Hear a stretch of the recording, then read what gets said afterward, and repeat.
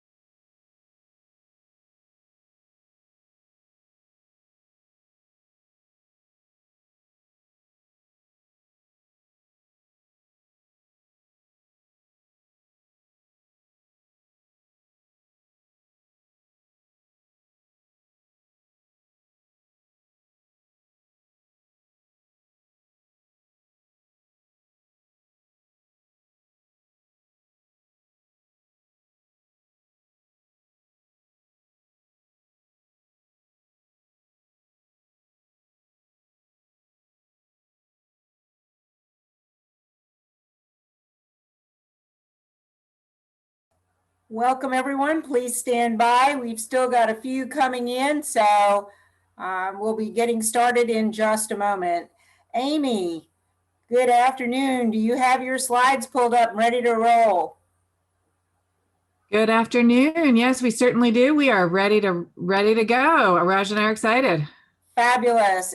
Just give us another minute or so while the last of the afternoon attendees are joining us. Great.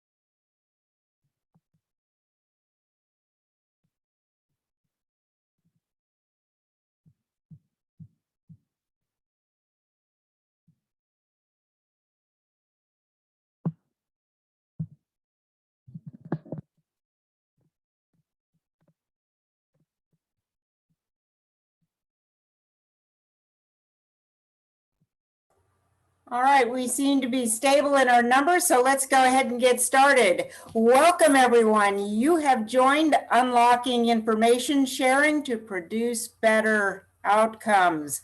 On behalf of the North Carolina Partnership to Address Adult Abuse, I am Ann Elmore. We are pleased to have UNC School of Government Senior Associate Dean Aimee Wall and Assistant Attorney General Raj Premakumar help all of us better access information. Aimee, Raj, take it away. Fantastic. Thank you so much for having us as part of this program. This is a spectacular agenda. Raj and I were talking about how we wanted to attend all the sessions, and it's just hard to choose which one. So we're grateful that you chose us. I see some familiar names in the list of participants, and it's nice to see y'all, and some new folks as well. So hopefully you'll feel comfortable asking questions as we talk this afternoon about information sharing. I'm going to share my screen now with our slides, and hopefully this will work. Let me know if it doesn't. Are we good to go, Raj? Give me a thumbs up. All right. Okay, so I'm going to get us started with a lowering of expectations. My goal here is to make sure that you're aware that we're talking about kind of a messy body of law and concepts and philosophies, and the idea, we've called our session Unlocking Information Sharing in Elder Abuse Cases, and we do want to help unlock some aspects of this for you all, but I wish there were easy answers to some of the questions that you all have about this issue. It's not typically easy. It's complicated. So what we're going to try to do today is work through why is it challenging, and then we're going to talk roughly about when information sharing is allowed in North Carolina. We only have an hour. I suspect that Raj and I could talk about this for the better part of a week if we were given the opportunity, because there's nuances here, but we're going to try to give you sort of a nutshell overview of some of the opportunities where our body of law allows information sharing, encourages it, requires it, and some of the barriers that exist specifically between individual types of organizations or people. And then we're going to talk more specifically about collaborative arrangements like multidisciplinary teams or informal groups that want to get together and share information in order to better protect adults. Everyone's coming from a good place and wanting to serve these vulnerable adults, but at the same time, we do have these laws that wrap around and make it frustrating at times and confusing. So we're going to talk a little bit about when it's allowed and the keys to that. I wish they were perfect keys. They're probably more like skeleton keys, but we're gonna try to get you part of the way there. And then finally, one of the other things we were asked to talk about was how can North Carolina expand information sharing? How can we approach this as a state differently? Raj and I are both in positions that we aren't in, we don't get out there and advocate for legislative change or policy change. We instead help gather information and inform policymakers that are making those changes. And that's part of what we're doing with that part of our agenda today, is to just give you some information about ideas that are out there, things that you could be talking about within your organizations or across the partnership and other groups to figure out if there's something in the rest of the session that sounds frustrating to you, what are options that might be available to expand or clarify our body of law in North Carolina. So without any further ado, let me jump into the first part of the agenda and talk about why is it such a challenge in elder abuse cases. My guess is that you all are in part of an individual group that is involved with elder abuse cases. You might be part of DSS, you might be a healthcare provider, you might be a financial institution, you might be a concerned community organization, a nonprofit that provides services, food and nutrition services, transportation services, all kinds of things that are critical to supporting the older adults who may be the subject of abuse, neglect, or financial exploitation or other exploitation. All these different groups are coming at this and wanting to do good work. And one would hope that we have a body of law and systems that facilitate that good work. Unfortunately, I would say it is not as crystal clear as one might like for the adult protective services, for guardianship, for law enforcement, for financial institutions, and for all of the other organizations that wrap around these folks. Instead, this is an illustration. My colleague Meredith Smith, who I think you've probably met in the course of this program or in other settings, she and I worked together on a project with a lot of other folks to try to map out the legal framework for elder protection in North Carolina. A link to that website and resources we developed in that project is available with the materials for this conference. But I wanted to throw this piece of it up on the screen, which is we spent an absolutely obscene amount of time with sticky notes and giant pads of paper trying to map out exactly how the system works, who's involved, who's sharing information with whom, when are they required to, when are they allowed to, who's talking to whom when. And Meredith is a very organized and brilliant attorney. And when this is what we came up with for just part of the system, her head about exploded, because it's not tidy, it's not linear, it's not crystal clear about what goes where when. And instead, what we're relying on is the professionalism and the commitment of the different folks in these areas. So if you look at this roadmap, you're gonna, I wouldn't rely on it to travel to the beach or anything, because it's a little windy. The roads wend around, but the pink areas are DSS, green is guardianship, blue is law enforcement, and gray is financial institutions. And as I've mentioned, and as you all know, there's a lot of other folks involved in this. This was the best we could do with our sticky notes and our giant pads of paper. But what we recognize is that there is confusion. This is a complex system, lots of people involved, and a lot of very, very different bodies of law that govern those different colors in that roadmap. They aren't always connected in a way that makes logical sense. And the folks in the pink area know their laws really well. The folks who work in the green area know their laws really well. Law enforcement knows theirs, financial institutions know theirs, but they don't necessarily know each other's in a way that makes them feel completely confident in how they're going to go about sharing information. And the patchwork of laws that we are navigating mean that there's confusion and concern about potential liability exposure for disclosing information inappropriately, but also compromising the confidentiality, the privacy interests of the individuals involved. So it's not just the laws are our barrier, but we want to make sure we're protecting the adults in the right way and we're sharing the information appropriately in order to get them the services and the support that they need.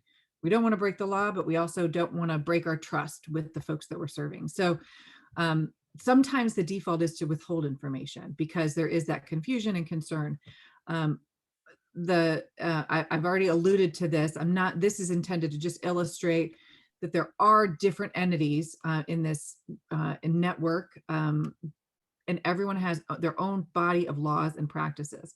I'm not going to spend any time really on this particular slide talking about the different ones, because in our next section of the agenda, we're going to get into some of the more specific pieces of the puzzle and how these different entities are allowed to share with each other, in what circumstances, and where they connect. And then when we talk more about the collaborative information sharing, we will get into the messier domain of when they're all working together. So let me jump over here and turn things over to Raj. He's going to kick us off in the second section about when is information sharing allowed. Raj, hello, nice to see you. Hi, thanks, Amy.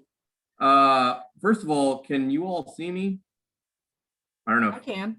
Okay, good, because there was some confusion, I think, as to whether I was on video or not, but it appears to me that I'm on video. So, I mean, I like looking at myself. I'm not going to lie to you, but I think this is mainly for you guys. I also wanted to just tag on before we start to flip over. I think Aimee did an excellent job of explaining why this is sort of a difficult area of law. There's a lot of different entry points, but another thing that is important to remember in this context, in the adult protective services world, which is run through county DSSs. They're the agency responsible for conducting adult protective services investigations.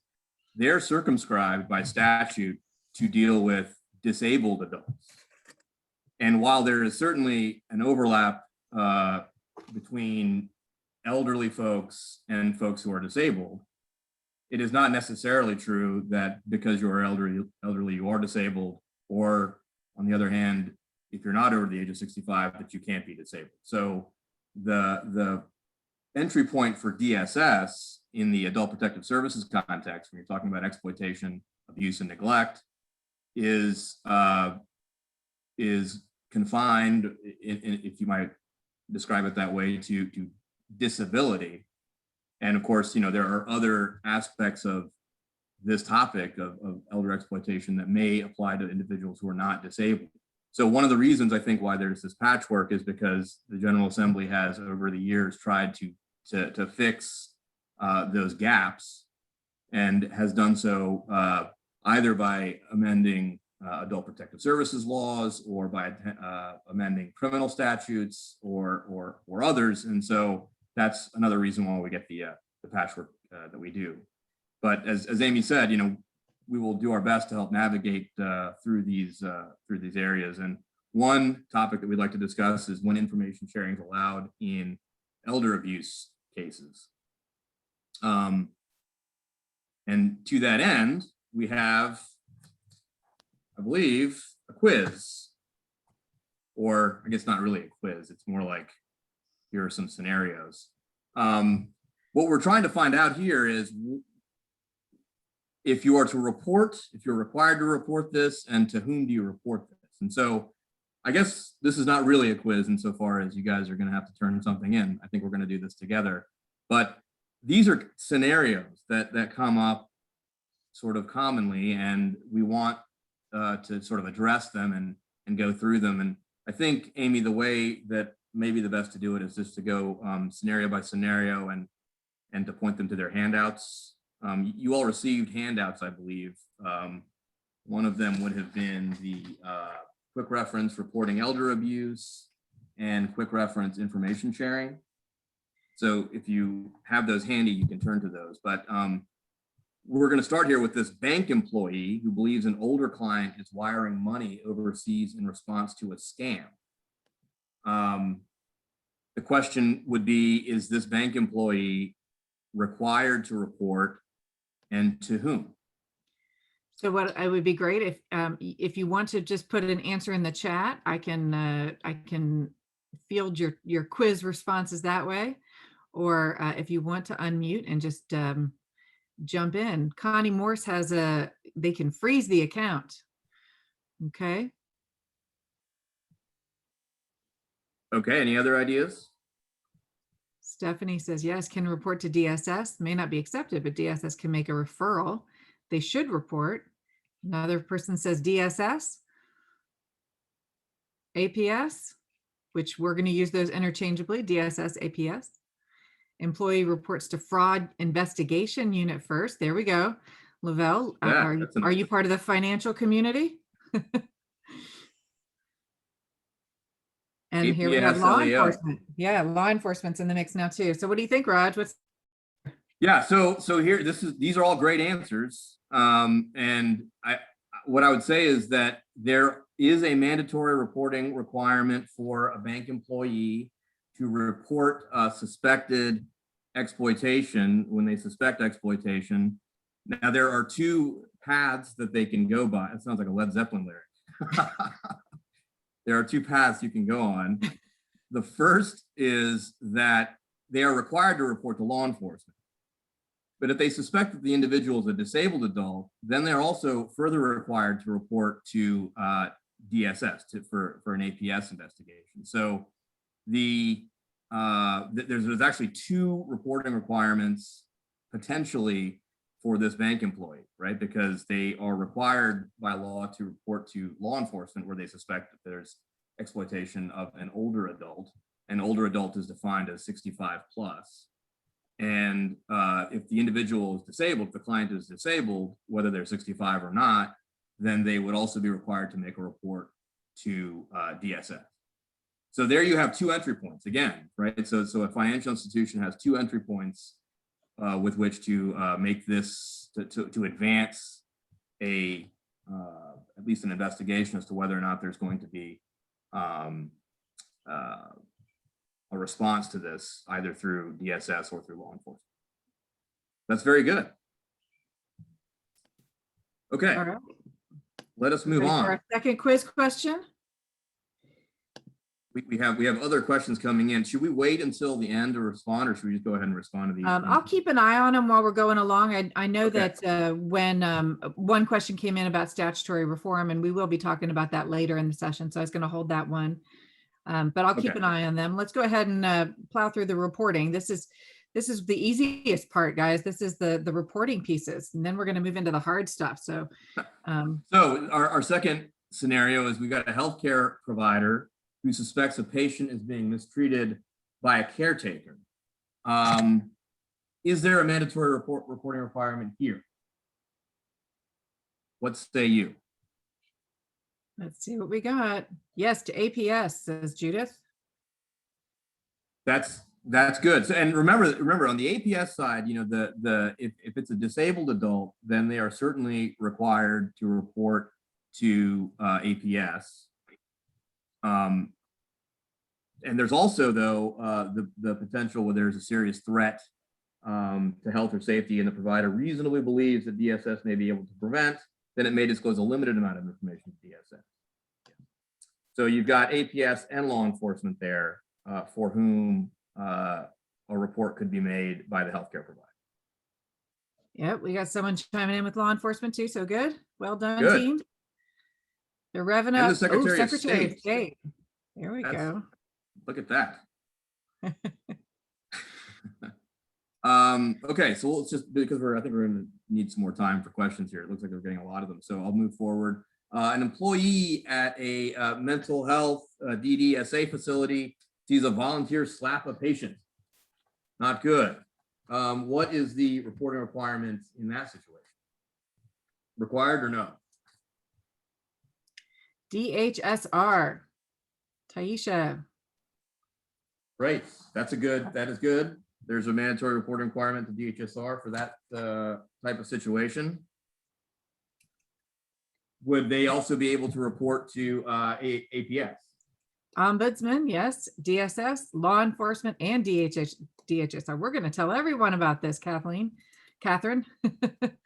Yeah, and that's actually, this is a kind of a good thing to point out here, is that some particular individuals, like an employee at one of these facilities, has multiple reporting responsibilities. It's not just, you know, one or another. It's several, and that's because there are licensure regulations that apply, there are laws that apply, there are other provisions that apply. So these are all good. Yes, this is a mandatory report, and you're going to go, you know, and also there will be institutionally within that institution, within that facility, there ought to be a reporting stream as well, right? So it's basically going up the chain, and like a tree, it's going to different branches. So that is that's a good assessment. So let's move on. The grocery store clerk. Wait, real quick, Samantha wanted to make sure we are clear about our answers for number 3, scenario 3. It's going to be APS, DHSR, law enforcement. Is that how you would answer that question? Yeah, I would say that that APS, DHSR, and law Are enforcement mandatory. Yeah. would be mandatory, and there ought to be, within the facility, there ought to be some kind of mandatory reporting, but that's an internal process. But Right. I think in terms of the mandatory reporting externally, that's where the facility needs to report. Okay, no, thank you, Samantha. Appreciate the question. Okie doke. So we're going to go down to the grocery store clerk who witnesses an adult daughter verbally abusing her disabled mother. Okay, so what does a grocery store clerk do in this situation? What can they do? Well, what I would say, first of all, is that this is really we have a very permissive reporting requirements in North Carolina, right? Any person who has reason to believe that a disabled adult is being abused, neglected, or exploited shall report to DSS, right? So what that does is it puts the onus on everyone, all of us, who witness something that we believe to have reasonable cause to believe is abuse, neglect, or exploitation, to report, right? So in this situation, the grocery store clerk would certainly should report this to DSS. The fact that it's verbal abuse does not change the equation, because abuse, as is defined in the statute, I think you actually have the definition in one of your handouts, includes mental abuse, right? Which would constitute verbal abuse. And so that would be a requirement to DSS. Someone also said the manager of the store, that's all you would hope, again, that these institutions or these facilities, these places of business have solid reporting kind of protocols in place when they have something happen. But outside of within the store capacity, you've got to have this other reporting requirement that meets the law, and that would be reporting to DSS. One of the things a question that came to me a while back was not exactly this scenario, but the chain of command issue. So grocery store clerk reports to their manager and says, "This is what I saw." And the manager says, "We're not going to do anything about it. We're not going to report it." And then the grocery store clerk feels like, well, I know I'm supposed to report it. I want to report it, but the manager has said no. Connie says she can still report. Do you agree with Connie? Well, I agree with Connie about the chain of command issue. No, Connie says that even if the manager says don't report, can the grocery store clerk still do that report? Sure. Well, and I think the key point there is anonymously, right? So that the reporter, one of the parts of the law is that the complainant, that is the person making the report, shall remain confidential and anonymous. So yeah, you would still be able to. Lavelle says there's no reporting info, right? Because what you're supposed to report is name. There are certain aspects, certain basic information that has to be reported. And I think what Lavelle is saying is, in the context of a grocery store clerk who doesn't, she or he wouldn't necessarily know anything about these individuals. That's a very good point. The report can be made orally or in writing. And the report shall include the name and address of the disabled adult, the name and address of the disabled adult's caretaker, age of the disabled adult, nature and extent of the disabled adult's injury or condition resulting from the abuse, and any other pertinent information. And I think what Lavelle is saying is, how is a grocery store clerk supposed to know? Credit card. That's a very good. Sorry. It's on the credit card. They're a Vic card holder. They're a regular customer. They might know. I think that's the right kind of way to approach it, Amy, is to the extent that you have as much information as you can report. Right. Lavelle says, what if they pay in cash? Yeah, we could go down lots of rabbit holes on this one, but the bottom line is, if you have the information and you know it, the grocery store clerk can report that anonymously. It might be that they get in trouble with their manager, and that's if the manager finds out, and that's stressful, and it's a decision point for the clerk. But the mandatory reporting law applies to all of them. Someone asked whether there's an age cutoff. So if I've got a 16-year-old grocery store clerk, are they allowed to report even though they're 16? The statute says any person, and I am going to, given the way that the General Assembly has sort of framed it as a very permissive kind of reporting requirement, I'm going to say that a 16-year-old could report that, because it says any person, right? And a 16-year-old is a person. So I think that would be appropriate. Yep. I mean, these are all, so see, the questions that you're raising actually kind of bring up the point that this is not an easy cut and dry situation. There are No, certain. Raj, I said this was the easy slide. This is the easy one. Wait till you see what comes next. No, it's I do think though that to the extent that you've got information available, you know, I think that what we ought to do is one thing that I am better safe than sorry is probably the best attitude to take in these kinds of situations, right? Because when you don't say something or you don't step in, the possibility of there being a bad outcome increases exponentially, right? And if you do step in and the authorities look at it and say, well, you know what, this isn't really a case that we're going to, it's either not going to be substantiated as an adult protective services case, or law enforcement doesn't think it's a crime, whatever the case may be, at least you've done your part in reporting it, right? And I think we want to encourage people to do that to the extent that they have the ability to. Okay, and then this last scenario here is, I guess it's somewhat similar. The neighbor suspects that a local handyman is scamming his older neighbor. Again, you've got reporting requirements here on disabled adults for social services, right? If his older neighbor is disabled, then DSS could take that case. I don't think that there's anything preventing him from making that that report regarding the handyman for exploitation in any case, right? Because ultimately DSS will be able to determine whether or not the individual is disabled. And this is the neighbor. So unlike in the more perhaps random grocery store clerk situation, one would think that the neighbor would have, I mean, the neighbor would certainly have the address and the name of the alleged disabled adult who's in need of protective services. So I think that's where the mandatory reporting would fall in that case. So one of the things that strikes me as a difference between these last two are an adult daughter with her mother and a handyman with an older neighbor. One of the things that you and I've talked about over the years is this concept of caretaker relationship. I don't know if you want to say anything about that.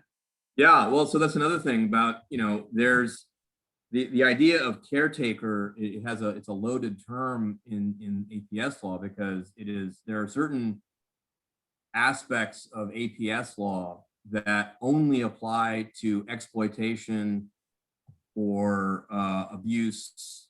Well, really, it's exploitation that's done by the caretaker.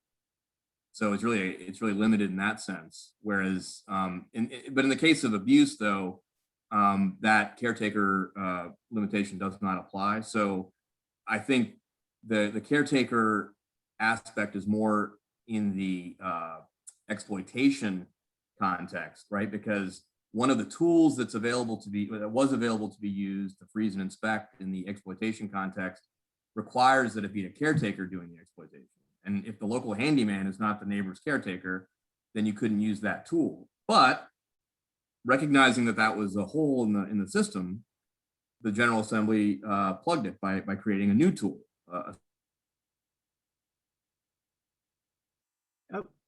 Subpoena that was the person's accounts, even when the caretaker is not alleged to be doing the exploitation. Did you hear me? Did I lose you? On my end, you froze up a little bit. I don't know if others were frozen, but the idea there is, but I often have, it froze on yours for a moment too, Samantha. Okay. Do you want to restate? I'm sorry. I said something brilliant in that moment that it froze. It absolutely more brilliant than I've said in any other moment of this presentation. I'm sorry I'm sorry you missed it. No, I was just saying that the caretaker situation is comes into play when there is when you're trying to use one specific tool in financial exploitation cases. Okay, I think we got through that. So the keys, Aimee. This is it. The keys are, in order to determine whether or not, what information can be shared, you need to know these three things. You need to know who is it that is requesting the information, what are they requesting, and for what purpose? Why are they requesting it? And that is an important sort of rubric to keep in your mind because you're always going to have to answer those three questions before you can finally get to an answer as to whether or not you can share information. So we're going to start with law enforcement here, coming from DSS. So DSS, right, has reason to believe that there's an adult that's at immediate risk of harm. Can they disclose that information to law enforcement? And the answer to that is yes, they may disclose to protect the adult. After an evaluation has been done, and DSS has found evidence that adult has been abused, neglected, or exploited, they are required by law to notify the district attorney about the evidence that they've gathered. And they can also respond then to requests for information regarding evidence that has been gathered where it's been substantiated. If it hasn't been substantiated, they can still turn over information, but it would have to come from a court order or a subpoena that's come from someone requesting that information, right? It wouldn't be a mandatory turnover of information. I mentioned that the identity of the reporter is confidential and anonymous, and that is true. If the law enforcement requests it, if they're investigating or prosecuting abuse, neglect, or exploitation, it can be turned over with a court order. So that's law enforcement. And All right. DSS's responsibility to turn information over to law enforcement. Aimee? Thanks. So as you can see, what we're trying to do here is simplify a body of law that is not simple. And one of the handouts Anne mentioned that you're going to have access to, it's a longer version of this. It is a narrative version that describes in more detail these kinds of disclosures, the law that backs them up, some of the citations that align with the things that Raj and I are talking about here. But we're trying to put that into this nice rubric, as Raj said, because people who know me well know that I think in tables, I think in orderly little boxes, and this isn't something that's orderly, but we're going to try to simplify it for the purposes of our conversation here.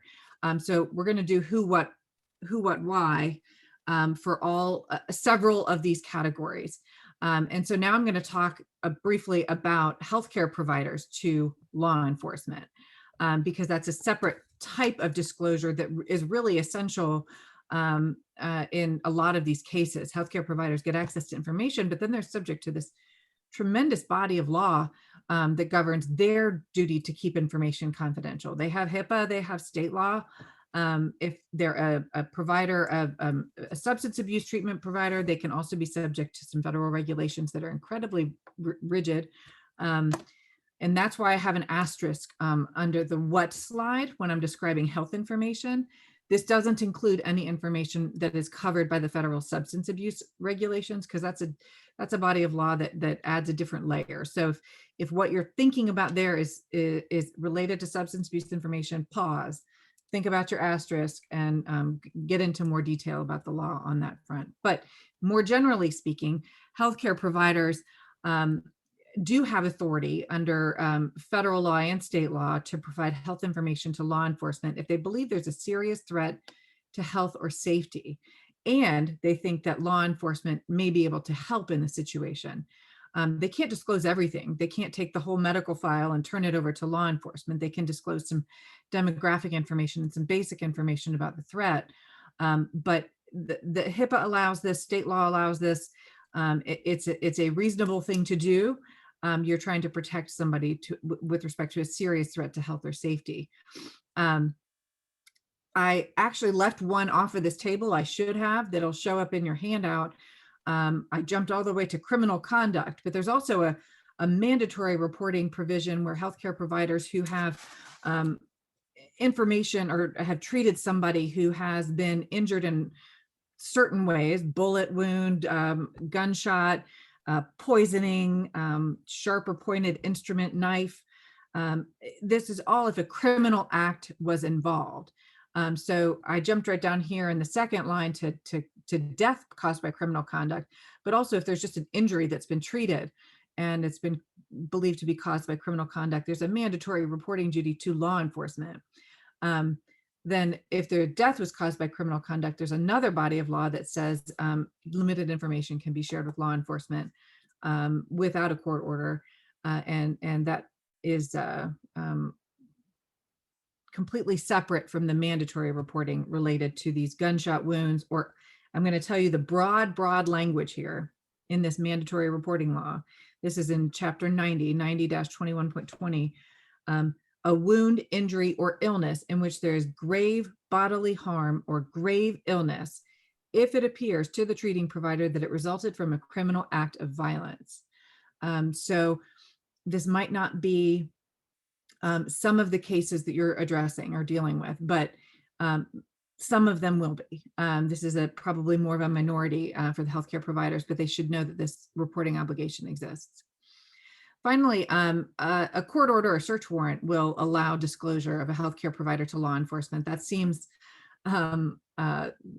sort of intuitive or obvious, but unfortunately, it does end up being the path that healthcare providers need to go down regularly because of their pretty rich bodies of law that limit their ability to disclose.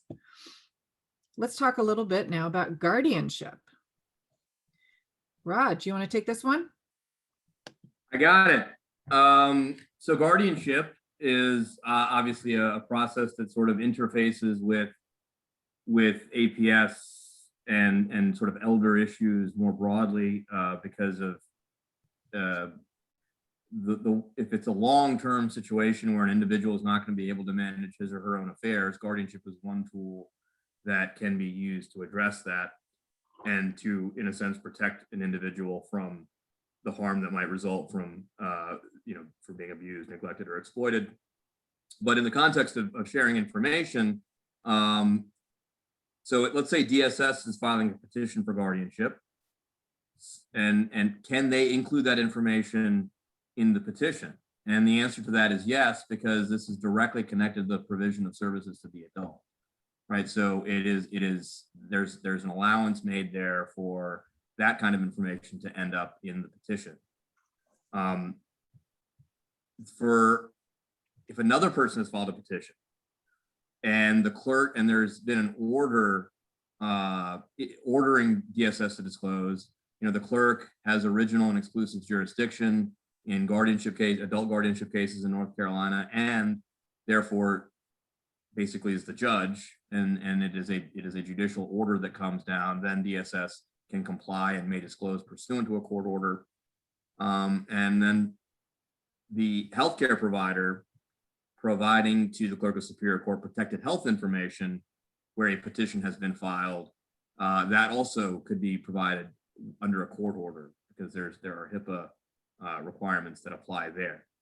So the guardianship context is pretty straightforward, I think, in terms of, the clerk can really order order things to be turned over, and subject to certain federal regulations, as Aimee was mentioning, some of the other substance use things that are sort of additionally protected, but subject to that, they can turn over information subject to a court order. And one of the things that we've talked about over the years, Raj, which can get a little muddy for folks, and this is going to get into the legal weeds. I don't know if we've got many attorneys on the line, but this bottom line on the healthcare provider to the clerk, in a guardianship proceeding, the clerk is the judge, period. Like, they have exclusive authority, exclusive jurisdiction over these cases. And they are the judge. It's different than some other states and some other kinds of proceedings, but it is uniquely situated in our law. We have a state law that creates a physician-patient privilege, GS 853, and that statute allows disclosure pursuant to a court order, but that law says a district or a superior court judge. And some have tried to argue that because it says district or superior court judge, the clerk's order doesn't count. And so a healthcare provider can't provide the information pursuant to a clerk's order. They need to go to a judge and get that order. We've struggled with this. We don't have any case law on this. I think that because the clerk has exclusive jurisdiction in these cases, the authority to issue that order can be inferred, and it doesn't necessarily make sense to go to a Superior Court judge to get that order. But I just wanted to flag that issue because it has come up, and some healthcare providers with very excitable attorneys can come and say, no, we're not doing that. We need a judge's order, not a clerk's order.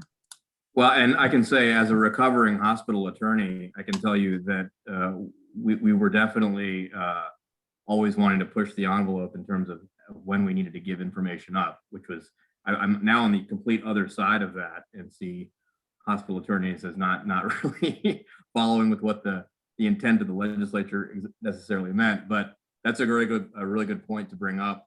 I agree with you completely. I think that the clerk is the judge, right? And so for purposes of 853, I think it can certainly be inferred. Excellent. Well, Johanna just said she's never had this problem, so shh, don't tell anyone. I just wanted to flag it in case it came up. What's your secret? Let's stick on the healthcare provider path, because I do think that another area where we've run into some questions, and you'll see we're getting a little mushy here on this table because I have words like maybe and probably and limited. So we're getting less crystal clear as we move forward. But in the healthcare providers giving information to DSS, we've already talked about if the provider sees potential signs of abuse, neglect, exploitation, report it. It's mandatory. In addition, what I wanted to mention here is the healthcare provider in some circumstances is required to notify the adult that they have made that report.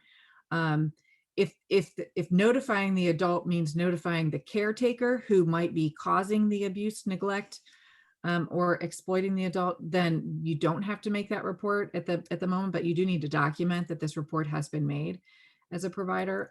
So we can, again, I keep referring to the handout, and folks keep asking if the handout's going to be available. Anne mentioned it's going to be posted on the website. They're actually already posted on our protectadults.sog.unc.edu website. That's included in some of the materials at the front end of the conference website. There's a list of links, and the Protect Adults website link is in there. This is one of the, we call them tools, I think. If you click on resources, this is one of the tools that we provided, a quick reference guide about reporting and another quick reference guide about information sharing. So that's what we're referring to. If you want to take a look at it before they're posted on the partnerships website, it's also available on Protect Adults. So it's a quick reference guide. So the notification rules are described in more detail in that handout. If healthcare provider believes there's a serious threat to health or safety and DSS can help, remember before I said law enforcement, it was the same body of law. Yes, the provider can share information with DSS. Again, we have the serious threat to health or safety is told, and in this case, it's limited information. Again, as we were talking about demographics, basic information about the threat, it is limited at that point. To get more information from the healthcare provider, you have to get to the next level. So say the healthcare provider makes a report, believes there's a serious threat to health or safety, and provides a little bit more information to DSS through that avenue. Then DSS goes to the healthcare provider and says, can I have your help? I need your help evaluating this adult, determining whether they have been abused. Can you take a look at them? Tell me about their health. Tell me what's going on. At that point, there's provision in GS 108A, the APS statutes, chapter 108A, that talk about helping with evaluations and DSS getting assistance from providers with evaluations and providers cooperating. But it is not the most directive language about what providers have to do in that situation. If providers cooperate, I do not think they're going to be challenged. But I do think that, again, if you have a more conservative interpretation of that cooperation expectation for an evaluation, the lawyers could advise otherwise. And so I wanted to flag that that's not a crystal clear directive. Raj, is there anything you want to add about that? No, I think that's correct. Yeah. Oh, good. That's relief. Okay. On the last one, healthcare provider DSS, wait, those are repeating. And I said probably and maybe. So those looks like, oh, I see what I did there. I was being very sneaky. The first one is, I just want a copy of your files. And that's a maybe. And then the second is, can you do the evaluation? And that's a probably. And those are technical legal terms, maybe and probably, and I will leave them up to you to decipher. But again, it goes back to the ambiguity in 108A about the authority of DSS to demand information from healthcare providers and to request cooperation and assistance in assessments. My impression is that folks are cooperating. And that it's not a huge barrier, but we've had a few circumstances where folks have looked at the 108A and said, this isn't enough. This doesn't get us far enough to say that we can provide this information pursuant to other laws that protect confidentiality of healthcare information. Okay, we've been told we can give reporter name and number verbally to DA and law enforcement if they request it for their case. Is that incorrect? All right, Janella, I'm going to go back to the keys. Who are you? Who are you with? Are you with DSS? Are you a healthcare provider? Remember, we need to know who's disclosing, for what purpose, right? And what they want to disclose. And so the question is, and I'll throw this back to you, Raj. Do you want to answer this one? Yeah, I'm typing it in the box. I had confused them because the earlier question had said active investigation, and I said that they needed a court order, but that's not true. I was wrong when I said that. If it's an active investigation and law enforcement is asking the identity of the complainant in support of their investigation, then they don't need a court order to get that information. If they're asking for the identity of the complainant for some unrelated purpose, that's when they need a court order. Perfect. I'm sorry that I messed that up in the chat earlier. I was reading too quickly and I missed the investigation part of the question, which is the most important part of the question. So just to clarify, where there is an active investigation into abuse, neglect, or exploitation, and law enforcement asks DSS for the identity of the complainant, that can be provided without any court order. If they're asking for the identity of the complainant on some unrelated matter, then that can only be given with a court order. Okay. Awesome. Good clarification. And the good news is people are paying attention, Raj. Yeah. That is the highlight here. So why don't you wrap up our nice, clean, tidy tables and talk a little bit about financial institutions? Yeah. So, financial institutions, I had mentioned earlier about the whole freeze and inspect. The problem with freeze and inspect, and the problem with freeze and inspect is that it could only be used in an APS case where it was the caretaker who was alleged to be doing the exploitation, and that obviously limited the ability of DSS to solve the problem, to investigate the question. So what ended up happening was that there was a new law that was enacted by the General Assembly. It is Article 6A of Chapter 108A of the North Carolina General Statutes, and it basically applies to protection of disabled and older adults from financial exploitation. And in that law, they have certain aspects of financial institutions that are requirements of financial institutions. So if a financial institution suspects a disabled or older adult is a victim of exploitation, are they required to report? And the answer is yes. There's a mandatory report to law enforcement. And if the person is disabled, they also have to report to DSS, right? So those are two mandatory requirements under the law. If DSS presents a subpoena or a freeze and inspect order Does the financial institution have to turn over the, Sorry, I'm sorry? I'm sorry, I advanced the slide Oh, prematurely. no problem. No Rushing. problem. Just quickly here, those are legal instruments that are issued by a district court judge, right? So those are court orders, and so they have to comply with those court orders. Now, there are notice requirements. On the subpoena side, one of the problems with the freeze and inspect was that there was a notice requirement that you had to notice the caretaker who was alleged to be doing the exploitation, that there was this investigation that was happening, which obviously incentivized an exploiter to do away with the evidence, or even worse, maybe to do away with the person. So that's not good. But what the subpoena allowed for is a delay. You don't have to notice them. You can delay notice until you've completed the investigation. And the same thing applies to law enforcement. When they present a subpoena or a search warrant to a financial institution, they have to comply with those same notice requirements. Awesome. Yep. All right. So quick recap here. Y'all know the keys now. There's 3 questions you have to ask, right? And it's nice and tidy and it fits in tables and there's always clear answers. Not exactly, but we gave you some and gave you some direction, and there's a lot more reference material out there for you to refer to when things come up, specific questions arise, and you can always reach out to us. We're happy to talk about it. We love these issues, but let's get messier. Let's talk about the collaborative types of relationships that have been the focus of this conference, the MDTs, the informal collaborations, and how do those fit in?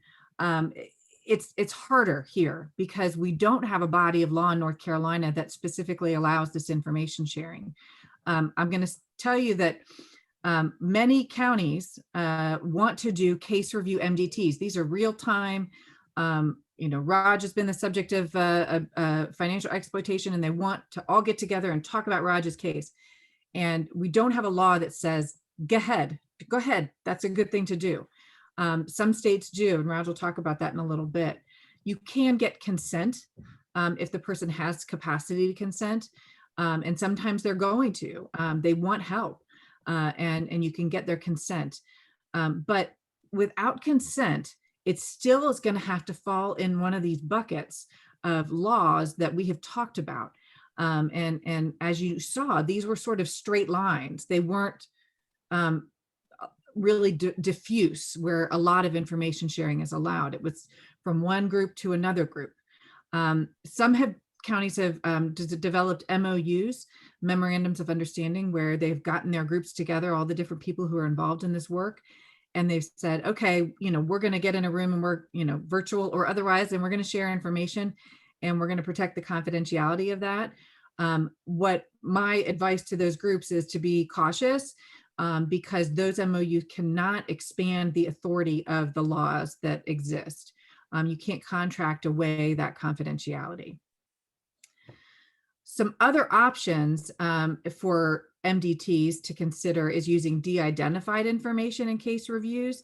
There's no clear definition about when information is de-identified in a lot of contexts, but that term is defined in HIPAA. And I won't go into the ugly details of it because it is ugly and it is long. But if there's healthcare providers who are part of that team, they're going to be needing to comply with that standard for de-identification. And it's possible that others have adopted something similar, but there's nothing in the law that's going to tell you what has to be stripped in order for it to be de-identified. Another approach would be to, instead of real-time case review, do subsequent systemic review of a series of cases, or a one that went well, but don't use any identifiable information and don't do it in real time, so that the confidentiality concerns are less. And the concern with that is, oh, that's too late. We want to affect, yes, we need to make system change, but we also want to help these folks in real time. And so there's some stressors around those options. Let's talk for a few minutes about expanding information sharing. I know we're getting close on time. We've got 6 minutes. As I said, Raj and I are not in a position to advocate, but we can sort of plant some seeds and let you all think about what opportunities may exist. So Raj, do you want to talk about the big lift? Yeah, so I mean, the issue that Aimee identified at the outset of this presentation was that it's sort of a patchwork, right? There's several different areas of law that cover different areas of the problem. The General Assembly has worked to try to patch some of the holes and the gaps. And so one thing, of course, to think about for your own agencies and in your own advocacy positions is how to sort of systemize the process in a different way. And there are other examples from other states whereby they have made some statutory changes in their own laws that allow for greater information sharing. So these two examples that are found here at this, you can find the link there at the bottom, Elder Justice Initiative. It has a whole list of actually all the states and their various laws as they apply to information sharing. Georgia authorizes the DAs to establish these multidisciplinary teams and has information sharing among the team members through memoranda of understanding. So it's a process that is established and enshrined in law where the team itself can create its own information sharing rules. And of course, it makes all that confidential outside of the team context. Texas has a system in which these large counties have to have MDTs, which mandate membership, and each team has to have certain individuals. It has to have a legal expert. It has to have social workers. It has to have healthcare providers. It has to have financial folks. It also authorizes, Texas also authorizes government agencies to share information. It also authorizes between themselves, but it also authorizes information to be shared to community, to healthcare providers, and even into the local community, because in order to mobilize resources, that was deemed to be something that they wanted to do. And I think that's a very interesting idea, I think. But again, these are situations, these are issues that have to be really taken up at a policy level by lawmakers, and that's sort of where we are in the situation. Is the system we have now has a little bit of a gap. And the one thing that Raj and I wanted to mention was that North Carolina does kind of know how to do this, and there are statutes that we have implemented in the state in the context of children's cases. So a case review example is we have practice of policies, laws that govern child and family teams, permanency planning reviews. We also have the systemic review, the big picture systemic review, both at the community level, the state level, where they review cases and make recommendations for systemic change. So we have laws that govern the child. So there's an approach we could consider. Oh, they're going to close in 117 seconds. Oh my gosh, the countdown. That's terrifying. Okay. Another set of comparisons here relate to how the law has been amended or addressed in the children's side, broader access to records, and broader judicial authority to mandate information sharing. There's for example, a statute 7B 3100 that says the district court's chief district court judge can put a standing order in place that authorizes information sharing among people who are working together to help a child who's the subject of abuse or neglect. We don't have that in our cases in our state, but we do have the ability for judges to issue case-specific information sharing orders if they wanted to, but we don't see that happening very often. So I just wanted to say we do know how to do it in North Carolina. There's actually a bill pending, I think it's Senate Bill 90, that would say that direct the Department of Health and Human Services to do a comprehensive review of child information sharing in child cases and make comprehensive changes to that body of law, but it doesn't address adults. So at least they're talking about it. They haven't moved on to the adult section. Clarification. Anne, do you want to say anything out loud about that? No, I just put into writing what I clarified on the earlier thing that about the investigation into Annie Awesome. and getting the identity of the complainant. Awesome. Thank you for Put that. it on the record. Here's my awkward emoji. I'm not sure exactly why I picked this up. I just kind of did it to torment Raj. I know it's frustrating to come away from this session and not have all the answers, but hopefully we've given you a few tools to help you navigate it. And also know that we're available. We're happy to help think through complicated confidentiality questions as they arise, because